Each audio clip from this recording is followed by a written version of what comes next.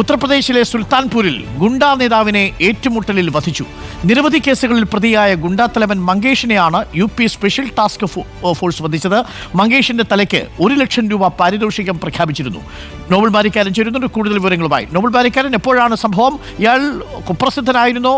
അവിടുത്തെ കാപ്പയിലൊക്കെ പെട്ട കക്ഷിയാണോ?